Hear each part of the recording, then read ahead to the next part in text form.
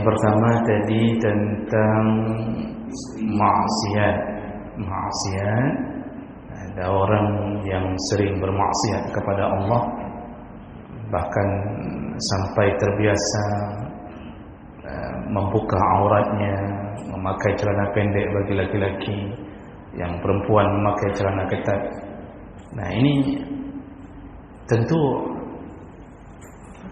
di akhir zaman ini akan volumenya akan bertambah, karena fitnah di akhir zaman itu berat.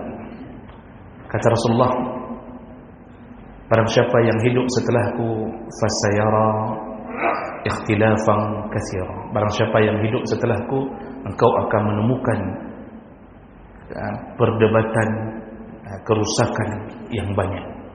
Nah, salah satunya adalah fitnah. Jadi kita sekarang tidak bisa lagi menegur orang yang sedang bermaksiat, karena teguran itu dianggap melangkahi hak asasi manusia. Jadi buruk sekali sudah keadaan kita.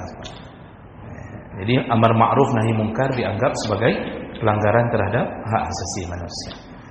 Nah, ini akibat kita terjebak dengan konsep yang didatangkan dari barat, padahal mereka tak kenal apa itu Islam dengan baik.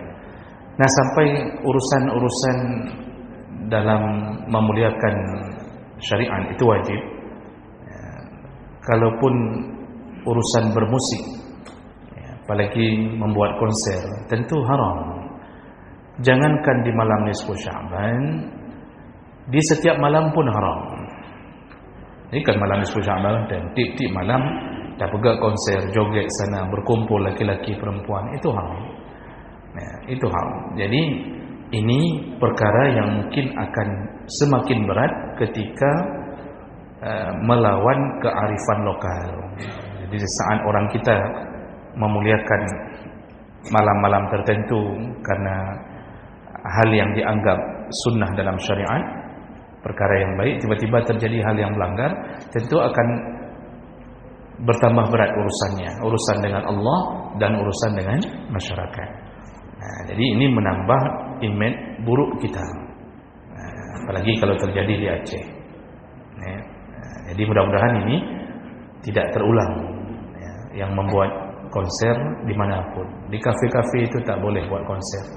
Sayangnya saya heran, kadang-kadang ada yang berkuasa tapi diam. Ketika kafe-kafe membuat konser di Sumawe misal, diam. Itu yang saya agak heran. Kita tak berkuasa untuk mencegahnya.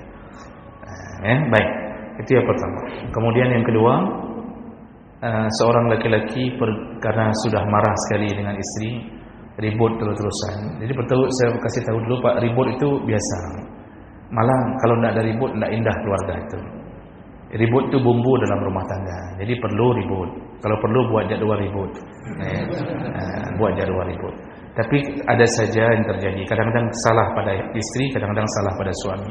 Lalu suami karena sudah merasa sangat benci, lalu dia pergi ke satu tempat, dia ucapkan dengan sengaja dan niatnya memang ingin menceraikan, lalu dia ucapkan sendiri, engkau kuceraikan. Dia teriak di tengah lautan.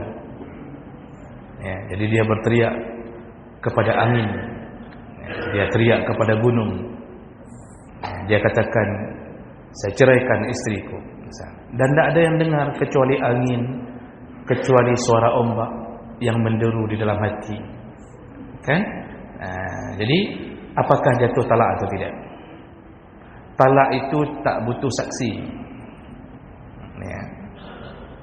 Menjatuhkan cerai itu dalam pandangan jumhur ulama tak butuh saksi.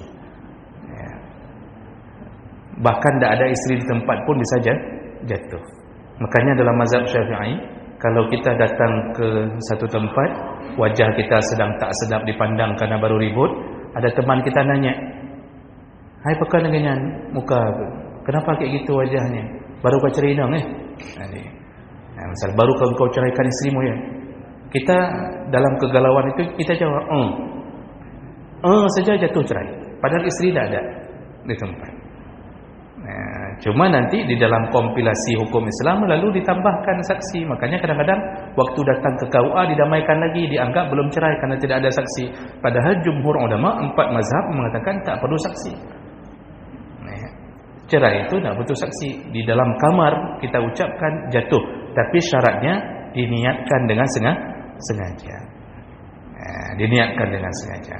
Ada orang yang mengatakan, tapi kan tak jatuh kalau sedang marah. Marah yang membuat tak jatuh cerai, kalau marahnya marah yang menghilangkan akal, itu baru tak jatuh cerai. Jadi kita sudah seperti orang gila, sudah semaput, sudah kayak orang kesurupan. Dalam kesurupan tu kita bilang, kamu kuceraikan. Itu tak jatuh kalau kita tak sadar lagi. Jadi tak betul kalau orang mengatakan bahawa kalau lagi marah tak jatuh cerai, ucapan cerai. Tak begitu. Karena semua cerai itu berawal dari marah. Kan tak ada orang yang sedang makan bakso dengan istrinya, disuapkan bakso ke mulut istrinya, lalu dia katakan, "Hani, malam ini engkau kuceraikan ya," katanya. Panen ada temunya, Pak. Mana ada yang sedang berbaik-baik dengan istri lalu dia katakan, "Engkau kuceraikan wahai cintaku." Panenanya. Yang nanti netron katanya.